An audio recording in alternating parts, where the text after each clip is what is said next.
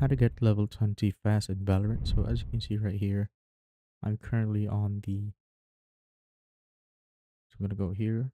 I'm currently on the level 260s, I think. Oh yeah, I'm currently on level 260 plus. And if you want to level up faster, you just simply need to play the game. And what I suggest, what mode you'd play is go do some deathmatch. If you want to go level up to level 20 fast, just spam death matches until you reach level 20.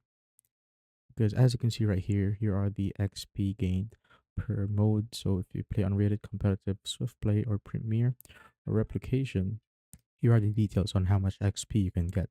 So per game, let's say you played unrated or competitive, the minimum amount that you can get is 1300 XP. So if you lose to the enemy 0 to 13, so you got 0 out of all the rounds. So basically you'll get 1300 XP.